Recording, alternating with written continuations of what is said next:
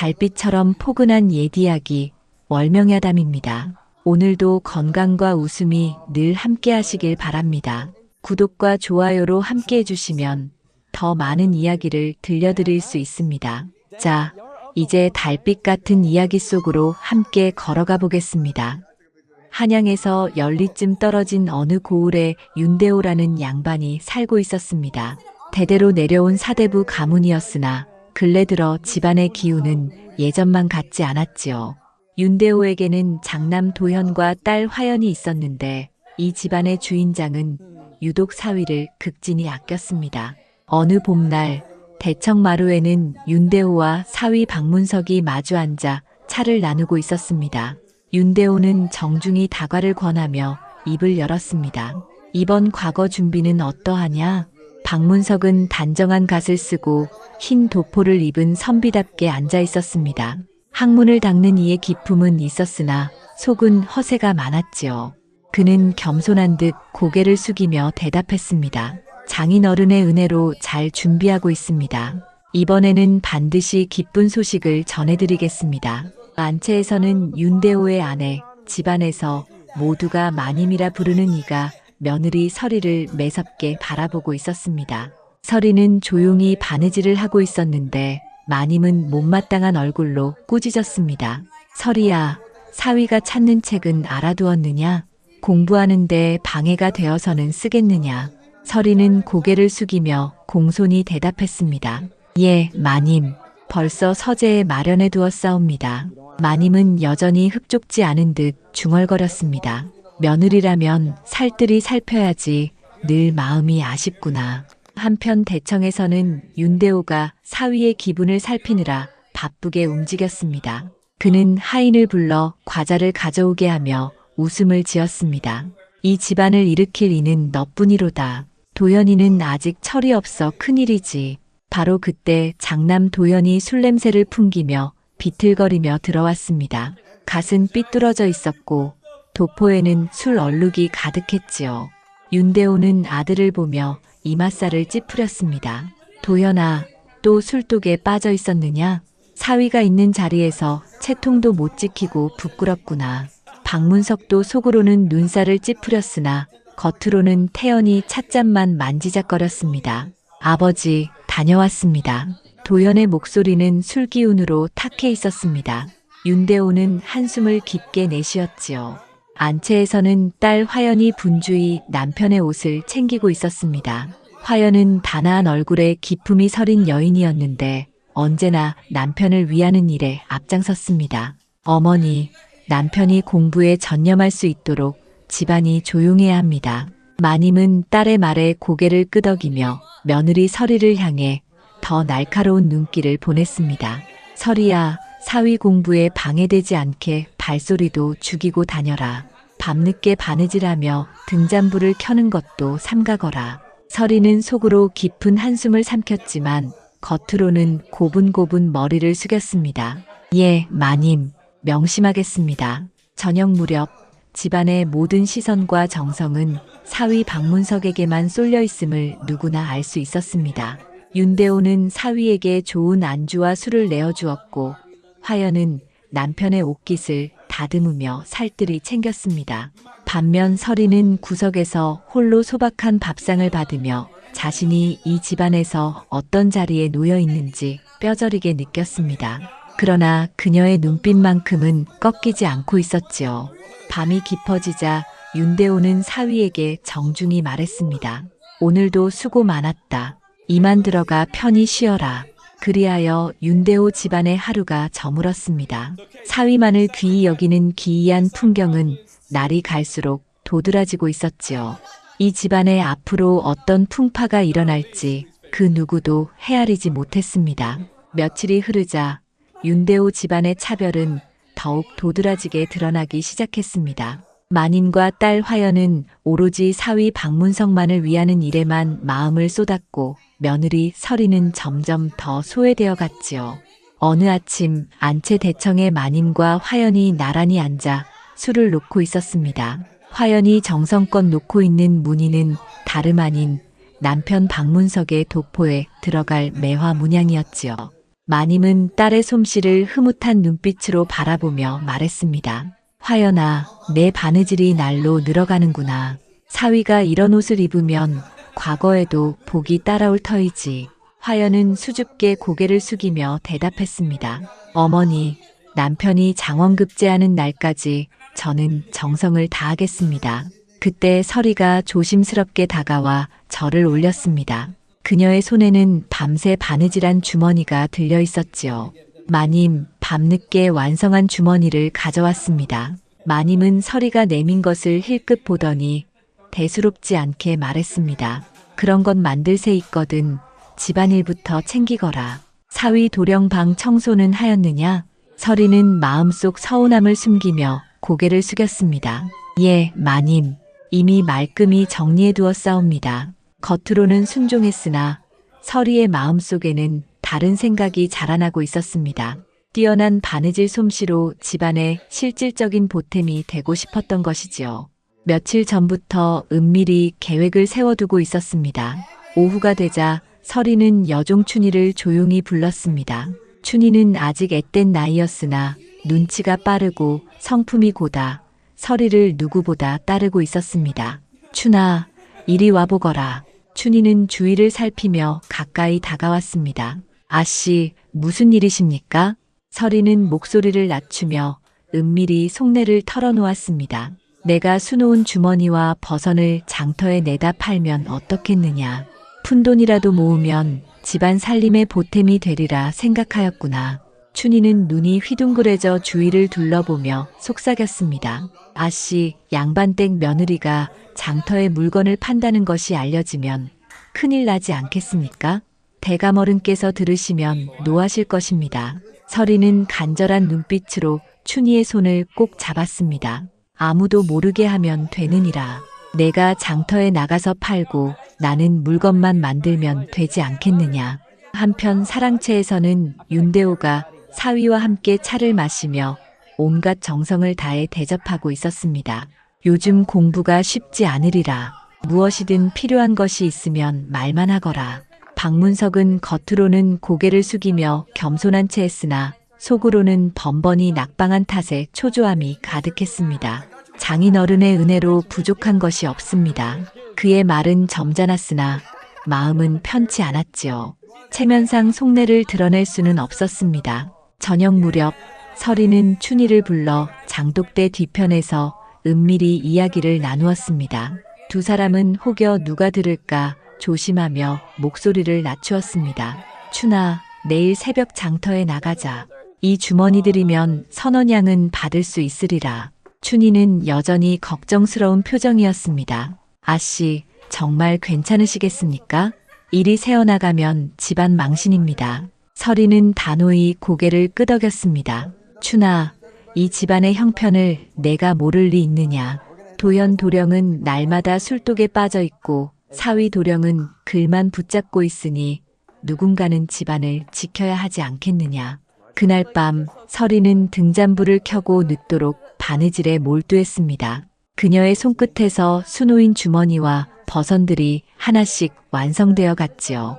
비록 집안에서 인정받지 못하는 며느리였으나 그녀는 누구보다 이 집안을 위해 애쓰고 있었습니다. 마님과 화연은 이런 서리의 노력을 알지 못했습니다. 오직 사위의 체면과 편의만을 헤아리고 있었지요.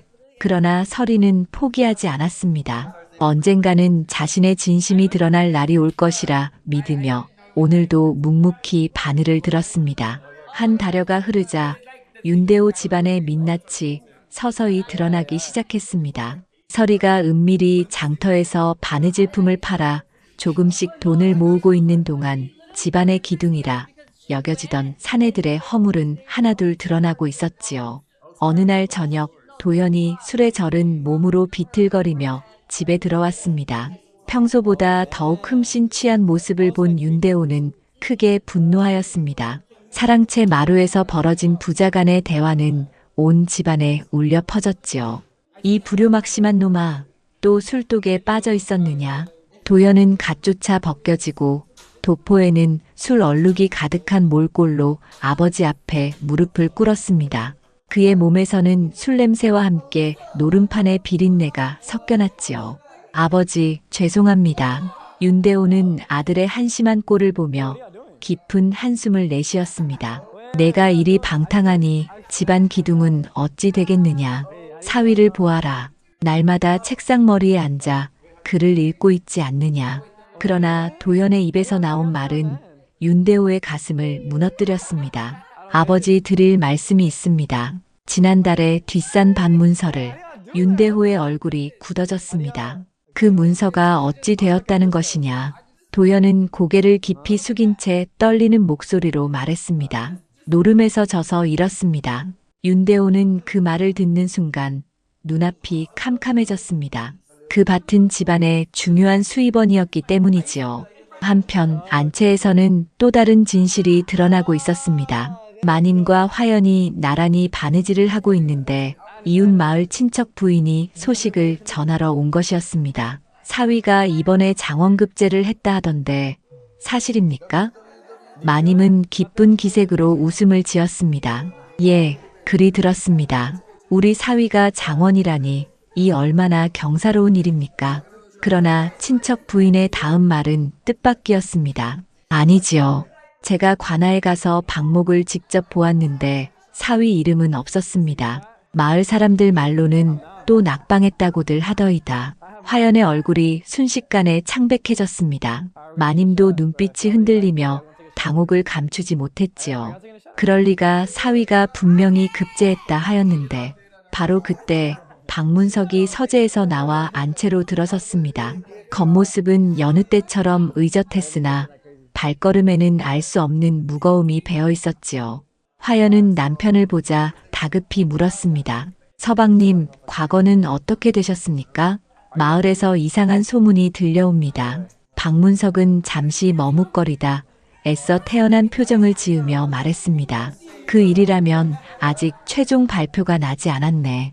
곧 좋은 소식이 있을 터이니 걱정 말게. 화연은 그 말투에서 왠지 모를 어색함을 느꼈습니다. 마님 또한 사위를 곱지 않은 눈으로 바라보았지요. 그 무렵 서리가 안채로 들어와 공손히 인사하며 말했습니다. 마님, 저녁상을 도와드리겠습니다. 마님은 차갑게 서리를 바라보며 물었습니다. 서리야, 며느리가 장터를 드나든다는 말이 들리던데 그런 일이 있느냐? 서리는 가슴이 철렁했으나 침착하게 대답했습니다. 무슨 말씀이십니까, 마님? 저는 집안일만 하고 있습니다. 마님은 여전히 의심스러운 표정으로 타일렀습니다. 며느리가 장터를 나돌면 집안 채통이 땅에 떨어진다. 그런 짓은 2번 다시 해서는 안 된다. 화연도 어머니의 말에 맞장구 쳤습니다. 어머니 말씀이 옳습니다. 며느리는 부엌에 붙은 종과 같으니 밖에 나다닐 까닭이 없지 않습니까? 서리는 속으로 깊은 한숨을 삼켰습니다. 집안을 위하여 애쓰는 일이 도리어 천한 짓으로 여겨지니 서글프기 그지없었지요. 그날 밤 윤대호는 다시 아들을 불러 호되게 꾸짖었습니다. 너는 언제 철이 들 것이냐? 집안 반 문서를 잃다니 이 집안을 어디로 끌고 가려는 것이냐? 도연은 술 기운이 채 가시지도 않은 목소리로 무책임하게 답했습니다. 아버지, 곧 되찾겠습니다. 이번에만 크게 이기면. 윤대호는 끝까지 말을 듣지도 않고 호통쳤습니다. 또 노름 타령이냐? 이 집안이 무너져 내리는 소리가 내 귀에는 들린다. 이렇듯 겉으로는 번듯해 보이는 윤씨 집안에는 사실 심각한 문제가 하나둘 쌓여가고 있었습니다. 사위도 아들도 더는 기댈 버팀목이 되지 못하는 상황에서 오직 며느리 서리만이 묵묵히 집안을 위해 애쓰고 있었지요. 하지만 그 진심은 아직 누구의 눈에도 드러나지 않았습니다. 계절이 바뀌어 가을이 깊어지자 서리의 은밀한 노력은 새로운 국면을 맞게 되었습니다. 장터에서 바느질품을 팔아모은 돈으로 이제는 더욱 실질적인 일을 준비하고 있었지요. 여종 춘희와 나눈 대화에서 그 뜻이 드러났습니다. 이른 새벽 집안 식구들이 아직 잠들어 있을 때 서리는 춘희를 뒤뜰 우물가로 불렀습니다. 두 사람은 두레박이 오르내리는 소리에 섞여 조심스레 속내를 나누었습니다.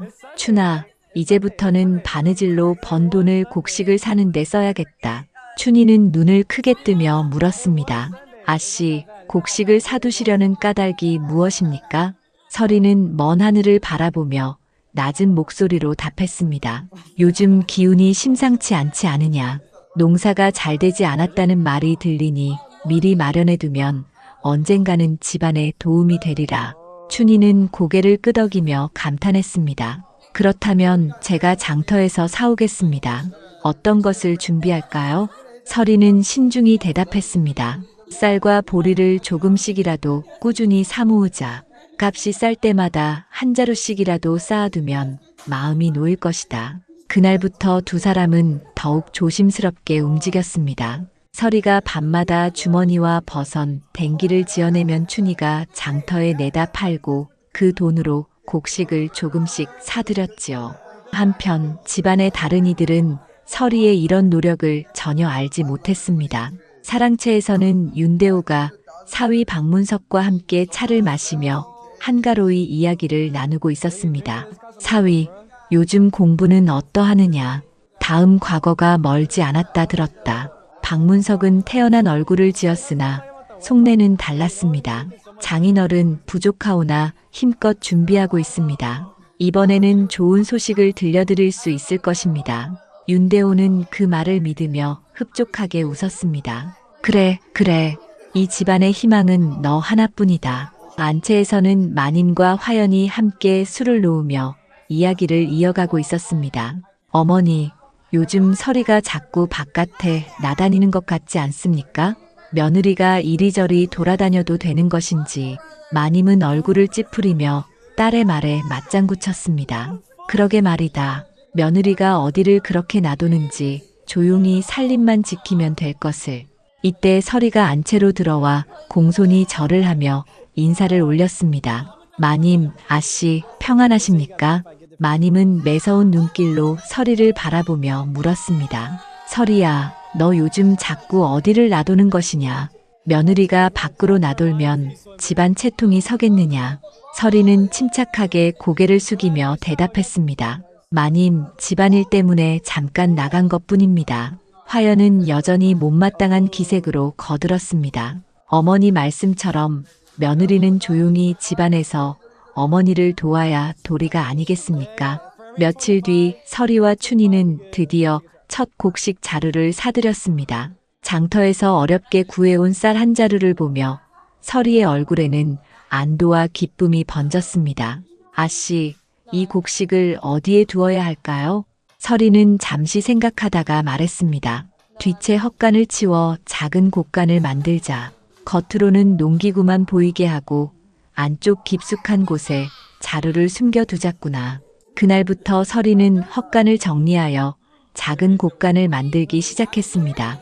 겉으로는 허술한 창고 같았으나 그 안쪽에는 곡식 자루가 하나둘 차곡차곡 쌓여갔지요. 가을이 무르익을 무렵 그 곡간에는 쌀 서너 자루와 보리 두어 자루가 모였습니다. 많지는 않았으나 서리에게는 그 무엇보다 든든한 희망이었지요. 어느 날 저녁 서리는 홀로 곡간 앞에 무릎 꿇고 앉아 작은 촛불을 켠 채 기도를 올렸습니다. 하늘이시여, 이 곡식이 훗날 우리 집안을 살리는 씨앗이 되게 하소서. 그 목소리는 떨렸으나 마음만큼은 굳건했습니다. 바로 그때 춘희가 다급히 달려왔습니다. 아씨, 큰일입니다. 도령님께서 또 술에 취해 들어오시는데 이번에는 빚쟁이들이 따라왔습니다. 서리는 곧장 촛불을 꺼고 곡간 문을 닫았습니다. 그리고는 춘희와 함께 서둘러 안채로 향했지요. 과연 앞마당에는 도연이 거친 사내들에게 둘러싸여 곤란을 겪고 있었습니다. 이 집안의 먹구름이 들이우는 순간이었지요. 그러나 서리는 흔들리지 않았습니다. 그녀가 모아온 곡식들이 머자나 집안을 구할 힘이 되리라는 것을 그때는 아무도 알지 못했지요. 겨울이 지나고 봄 기운이 도는 무렵 서리의 걱정은 현실로 나타났습니다. 하늘이 비를 거두니 논밭이 메말라 농사가 흉작이 되었고 온 고을의 곡식이 귀해졌지요. 곡식값은 하루가 다르게 치솟았고 윤대호 집안의 민낯도 적나라하게 드러나고 있었습니다. 이른 아침 관아 심부름꾼이 윤대호 댁을 찾아왔습니다. 그는 급히 소식을 전했습니다. 윤 영감님, 원님께서 급히 뵙자 하십니다. 고을의 흉년 대책을 의논하려 하시는데 윤대호는 놀란 기색을 감추며 대답했습니다. 그렇다 하여라. 곧 관아로 나가겠다 전하거라. 심부름꾼이 떠나자 윤대호는 사위 박문석을 급히 불렀습니다. 사랑채에 마주 앉은 두 사람의 대화는 절망적이었지요. 이번 흉년으로 양반가마다 곡식을 내놓으라 명하실 터인데 우리 집안은 박문석은 창백한 얼굴로 고개를 저었습니다. 장인어른, 집안의 여분의 곡식이 어디 있겠습니까? 형님께서 땅 문서마저 잃으셨는데 그때 도연이 비틀거리며 들어왔습니다. 며칠째 옷을 갈아입지 않은 몰골에 술래와 지저분한 수염이 뒤섞여 있었습니다. 아버지, 큰일 났습니다. 윤대호는 곧바로 호통쳤습니다. 또 무슨 화를 불러왔느냐? 도연은 떨리는 목소리로 말했습니다.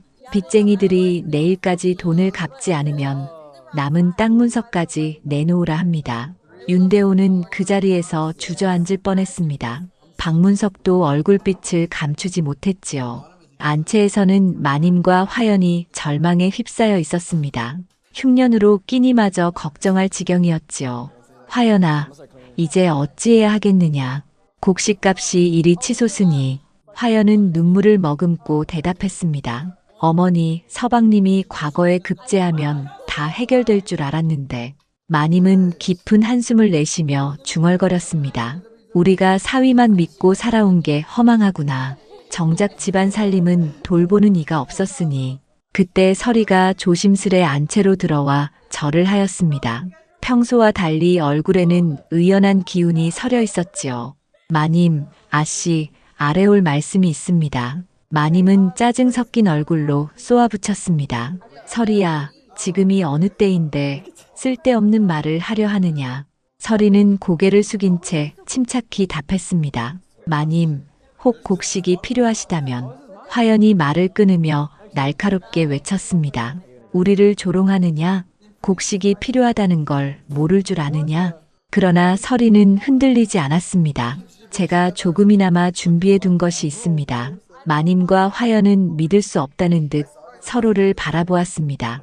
며느리가 무엇을 준비했다는 것인지 도무지 알 수 없었지요.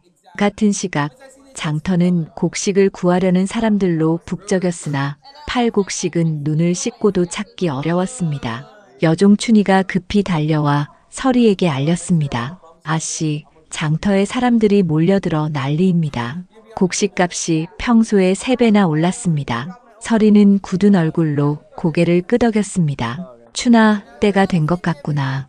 우리가 모아둔 곡식을 꺼낼 때가 왔다. 저녁 무렵 윤대호가 관아에서 돌아왔습니다. 사랑채에 모인 가족 앞에서 그는 무겁게 입을 열었습니다. 원님께서 양반가마다 곡식을 내놓으라 하셨다. 그러나 우리 집안에는 박문석은 더는 체면을 지킬 수 없었습니다. 장인어른, 실은 저는 과거에 급제하지 못했습니다. 거짓을 말씀드린 것 용서해 주십시오.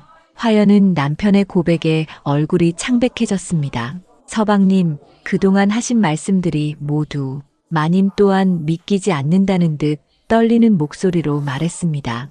우리가 사위만 믿고 산 세월이 다 부질없었구나. 한쪽 구석에서 도연은 술에 취해 중얼거렸습니다. 이제 끝이야, 집안이 망했어. 이렇듯 윤대호 집안은 흉년과 함께 몰락의 길로 들어서고 있었습니다. 그동안 의지하던 것들이 모두 허상이었음이 드러났지요. 그러나 서리만은 담담히 자리를 지켰습니다. 그녀가 미리 마련해둔 곡식이 머자나 집안을 구할 씨앗이 되리라는 것을 아직은 아무도 알지 못했습니다. 흉년이 절정에 이른 어느 날 아침, 고을 곳곳에는 굶주린 백성들의 신음소리가 가득했습니다. 장터에는 곡식을 구하려는 사람들이 몰려들었지만 팔곡식은 눈을 씻고도 보기 어려웠지요. 이런 급박한 상황에서 원님 박윤겸은 관아대청에 고을의 유력한 양반들을 불러 모았습니다. 윤대호 또한 그 자리에 나와 근심 어린 얼굴로 자리를 지켰습니다. 원님은 엄숙히 자리를 둘러보며 입을 열었습니다. 이번 흉년으로 백성들이 굶주림에 시달리고 있소. 이제는 각 가문에서 곡식을 내어 구휼해야 할 때이요. 양반들 사이에서는 곧 술렁임이 일었습니다. 원님, 우리도 집안 형편이 넉넉지 못하옵니다. 곡식이 이리 귀한데 여분이 어디 있겠습니까? 원님은 한숨을 내쉬며 말을 이었습니다. 허나 이대로 두면 백성들이 분노하여 큰 난리가 일어날 수도 있소. 어찌 외면만 하시겠소. 윤대호는 말없이 고개를 숙였습니다. 그의 집안에는 내놓을 곡식이 턱없이 부족했기 때문이지요. 한편 윤대호 댁 안채에서는 마님과 화연이 한숨을 쉬며 대화를 나누고 있었습니다. 며칠째 끼니조차 잊지 못해 얼굴빛이 수척했습니다. 화연아, 오늘 저녁 먹을 쌀도 없구나. 이 몸이 늙어 무엇을 어찌해야 하겠느냐. 화연은 눈가에 눈물이 맺히며 대답했습니다. 어머니, 서방님이 과거에 급제하시면 모든 것이 풀릴 줄 알았는데 이제 어찌해야 합니까? 마님은 힘없이 고개를 떨구었습니다. 우리가 사위만 믿고 산 것이 부질없구나. 집안 살림은 정작 챙긴 이가 없었으니 그때 서리가 안채로 들어와 공손히 절을 올렸습니다. 평소와 달리 그의 얼굴은 의연하고 단호했습니다. 마님, 아씨, 아래올 말씀이 있습니다. 마님은 인상을 찌푸르며 쏘아붙였습니다. 서리야, 지금이 어느 때인데 공연히 말을 늘어놓으려 하느냐.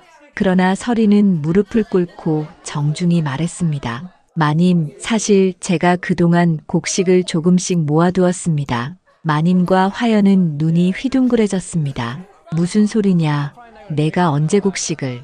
서리는 침착하게 설명했습니다. 밤마다 바느질로 번 돈을 모아 춘희와 함께 쌀과 보리를 조금씩 사두었습니다. 뒤채 헛간에 작은 곡간을 마련해 두었지요. 화연은 믿기 어렵다는 듯 중얼거렸습니다. 며느리야, 정말 그러하단 말이냐. 바로 그때 여종 춘희가 달려와 서리의 말을 거들었습니다. 마님, 아씨, 모두 사실입니다. 아씨께서 밤낮으로 바느질하시어 번 돈으로 곡식을 사모으셨습니다. 서리는 자리에서 일어나 말했습니다. 마님, 지금 가서 보여드리겠습니다. 세 사람은 곧장 뒤채 헛간으로 향했습니다. 평소에는 눈길조차 주지 않던 곳이었지요. 서리가 헛간 깊숙한 곳에 나무 판자를 치우자 그 안에는 쌀과 보리 자루가 차곡차곡 쌓여 있었습니다. 마님은 놀라움에 말을 잇지 못했습니다. 이 많은 것이 모두. 서리는 고개를 숙이며 대답했습니다. 많지는 않으나 우리 식구들이 한 달은 버틸 수 있을 것입니다. 화연은 눈물이 그렁그렁해져 서리를 바라보았습니다. 그동안 멸시하던 며느리가 이런 준비를 해두었으니 부끄러움이 밀려왔지요. 바로 그때 급한 걸음으로 춘희가 달려왔습니다. 마님, 아씨, 큰일입니다. 마을 사람들이 굶주려 길바닥에 쓰러지고 관아에서는 곡식을 내놓으라 독촉하고 있습니다. 서리는 잠시 눈을 감고 생각하다가 결심을 굳혔습니다. 춘아, 이 곡식을 관아로 가져가자. 마님은 깜짝 놀라며 물었습니다. 서리야, 그러면 우리는 무엇으로 연명하느냐? 서리는 단호히 대답했습니다. 마님, 우리보다 더 굶주린 이들이 많습니다. 그들을 돕는 것이 옳습니다. 곧 서리와 춘희는 자루를 수레에 실었고 마님과 화연도 마지못해 거들었습니다. 비록 집안의 마지막 희망이었으나 서리의 굳은 뜻을 거스를 수 없었지요. 관아 앞마당에는 이미 수많은 백성들이 모여 있었습니다. 초라한 옷차림으로 원님의 구유를 기다리고 있었지요. 서리가 곡식 자루를 내려놓자 백성들 사이에서 술렁임이 일어났습니다. 저건 윤영감 댁 며느리 아니냐? 아니, 며느리가 곡식을 가져왔구나. 원님도 놀라며 서리에게 다가왔습니다. 이게 무슨 일이오? 서리는 정중히 절을 올리며 말했습니다. 원님, 저희 집안의 곡식을 굶주린 백성들에게 내어드리고자 합니다. 백성들은 감격하여 눈물을 흘렸습니다. 윤영감 댁 며느리께서 우리를 살려주시는구나. 이 순간 서리의 숨겨진 정성이 드러났습니다. 그동안 무시받던 며느리가 사실은 가장 현명하고 준비된 인물이었음을 온 고을 사람들이 깨닫게 되었지요. 서리가 곡식을 백성들에게 나누어 준 일이 온 고을에 퍼지자 원님 박윤겸은 그 내막을 자세히 알아보고자 했습니다. 이튿날 아침 관아의 심부름꾼이 윤대호 댁으로 찾아왔습니다. 윤 영감님, 원님께서 집안 식구들을 모두 관아로 데려오라 하십니다. 어제 구휼미를 바친 일에 대해 자세히 여쭙고자 하십니다. 윤대호는 순간 얼굴이 굳었으나 애써 담담히 대답했습니다. 그렇다 전하여라. 곧 준비해 나가겠다. 심부름꾼이 물러나자 집안은 술렁였습니다. 사랑채에서는 윤대호가 사위 박문석, 아들 도연과 함께 걱정스러운 얼굴로 앉아 있었습니다. 관아에서 우리를 모두 부르다니 무슨 문제라도 생긴 것이 아닐까요? 박문석은 불안한 기색을 감추지 못했습니다. 이미 과거 급제 거짓이 드러난 뒤라 또 다른 허물이 드러날까 두려웠던 것이지요. 도연은 술기운에 지친 몸을 주무르며 중얼거렸습니다. 어차피 집안은 이미 기울었는데 더 나빠질 것도 있겠습니까? 한편 안채에서는 마님과 화연이 부랴부랴 채비를 하고 있었습니다. 어제 서리가 보여준 곡간을 본 뒤라 두 사람의 마음은 더욱 무거웠지요. 화연아, 어제 일을 생각하니 가슴이 답답하다. 우리가 참 부끄러운 짓을 했구나. 화연도 고개를 떨구며 대답했습니다. 어머니, 저 또한 그렇습니다. 며느리를 그토록 업신여겼으니 서리는 조용히 정갈한 옷차림을 하고 나설 준비를 마쳤습니다. 얼굴에는 의연한 빛이 서려 있었지요. 오전이 되어 윤씨 일가는 모두 관아로 향했습니다. 대청에는 원님이 기다리고 있었고 양옆으로 아전들과 고을 유지들이 줄지어 앉아 있었습니다. 원님은 윤씨 일가를 바라보며 나직하게 말했습니다. 윤 영감, 어제 귀댁에서 곡식을 내어 백성을 구한 일은 실로 크나큰 선행이었소. 다만 그 경위를 자세히 알고자 하오. 윤대호는 난처한 기색으로 더듬거리며 답했습니다. 원님, 그것은... 원님은 서리를 바라보며 부드럽게 물었습니다. 어제 곡식을 직접 가져온 이는 며느리라 들었소.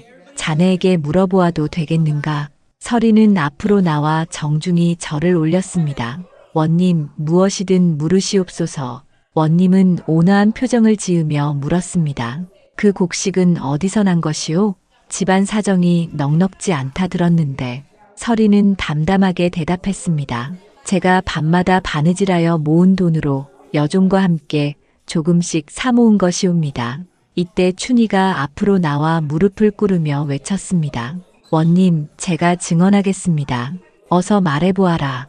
춘희는 눈시울을 붉히며 이어갔습니다. 아씨께서는 밤낮으로 손에서 바늘을 놓지 않으셨습니다. 주머니며 버선 댕기를 지어내시면 제가 장터에 내다 팔았고 그 돈으로 쌀과 보리를 조금씩 사모았습니다. 헛간 깊은 곳에 작은 곡간까지 만드셔서 관아에 모인 사람들은 술렁거렸습니다. 양반가의 며느리가 이런 일을 했다는 것이 믿기지 않았던 것이지요.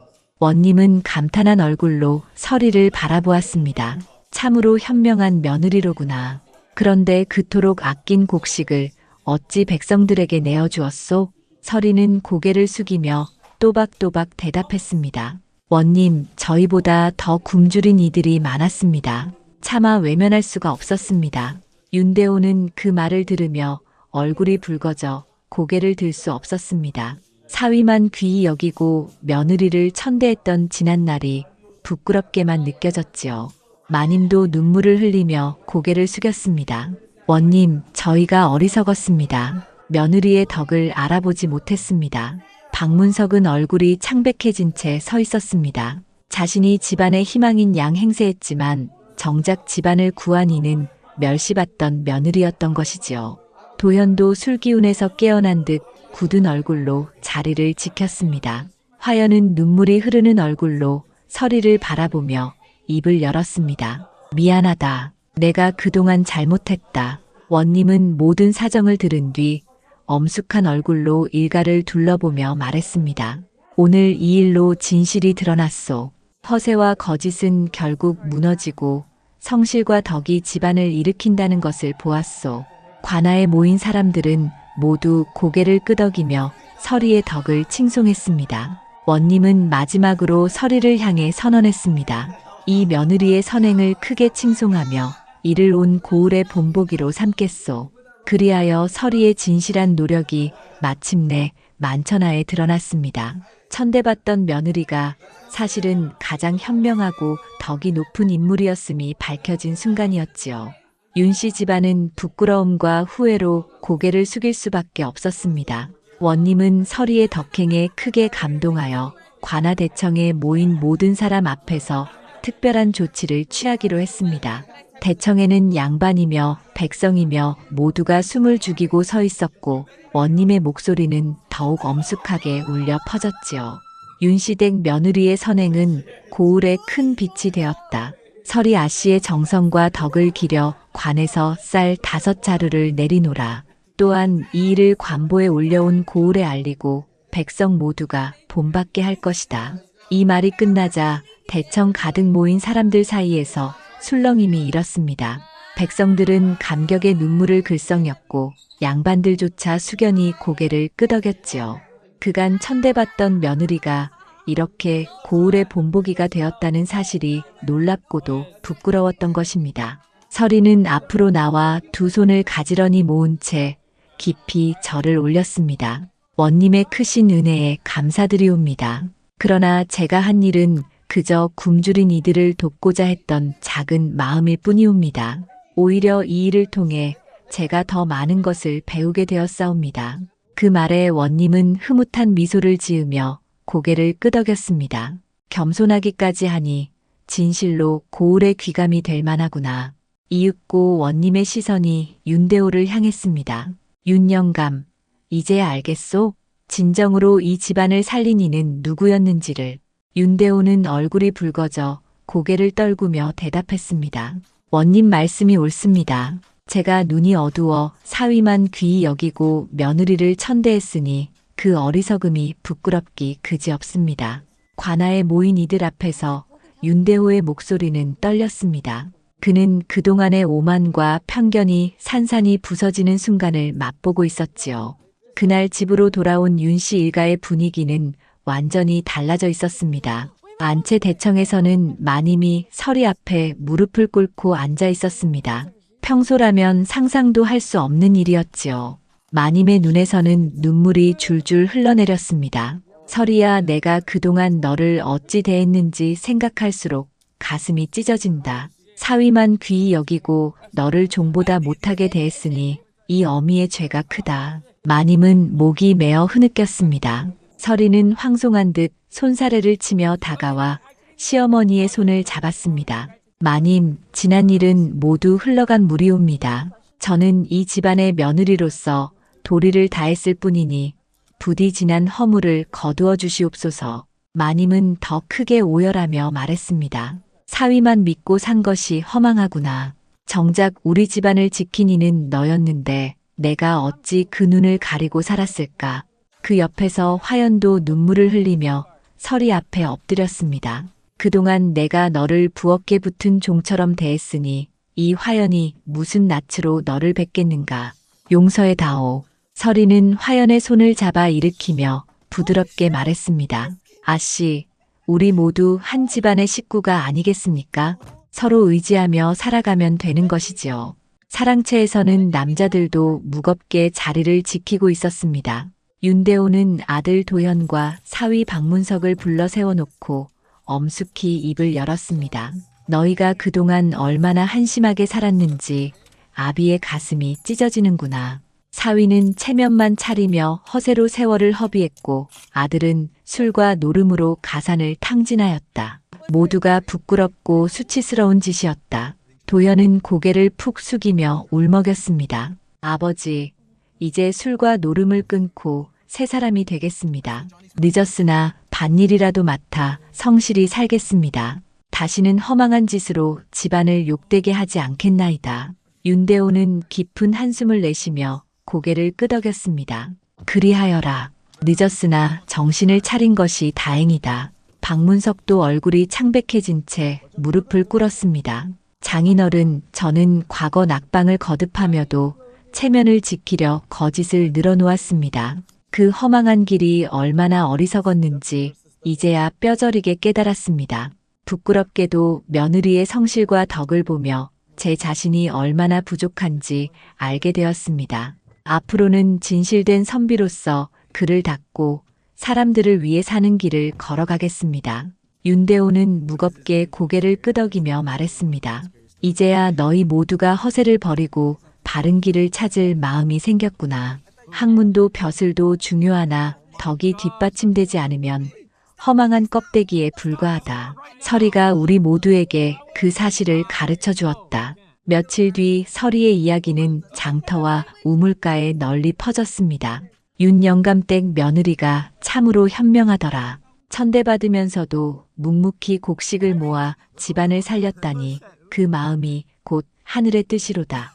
백성들은 모두 서리를 칭송하며 아이들에게도 그 이야기를 들려주어 본보기를 삼았습니다. 원님 또한 약속대로 관보에 서리의 덕행을 실어 멀리 다른 고을에도 알려지게 했지요. 그의 가을은 다행히도 날씨가 순조로워 풍년이 들었습니다. 들판에는 황금빛 이삭이 출렁였고 윤씨 집안도 원님이 내려준 곡식과 풍작 덕에 다시 안정을 찾을 수 있었습니다. 안채에서는 이제 서리가 집안의 중심이 되었습니다. 마님은 크고 작은 살림이를 서리와 의논하며 따랐고 화연은 친자매처럼 따랐습니다. 서리야, 이번 김장은 어찌하면 좋겠느냐? 아씨, 함께 의논하면 좋은 방도가 나올 것이지요. 사랑채의 남자들도 예전과는 달라졌습니다. 도연은 술을 끊고 성실히 밭일에 힘쓰며 잃었던 신뢰를 조금씩 되찾아갔습니다. 박문석은 지난날의 허세를 버리고 학문에 정진하였고 마침내 과거에 급제하여 벼슬길에 오름으로써 집안의 체면 또한 바로 세웠습니다. 그러나 예전처럼 교만하거나 거짓에 매달리지 않고 참된 선비의 도리로 백성을 위하는 길을 걸었지요. 저녁 무렵 온 가족이 한 상에 둘러앉아 웃으며 식사하는 모습은 과거와는 전혀 달랐습니다. 윤대호는 눈시울이 붉어진 채 서리를 바라보며 감격스레 말했습니다. 서리야, 내 덕분에 우리 집안이 다시 살아났구나. 서리는 고개를 숙이며 조용히 대답했습니다. 영감마님, 모두가 마음을 합쳤기에 가능했던 일이옵니다. 이렇게 윤씨 집안은 서리의 현명한 덕으로 다시금 새로워졌습니다. 허세와 탐욕은 사라지고 근면과 정성이 집안을 일으킨다는 이치가 만천하에 드러난 것이지요. 서리의 이야기는 고을을 넘어 먼 고을에도 전해져 후대 사람들까지 그 덕을 본받고자 했다고 합니다.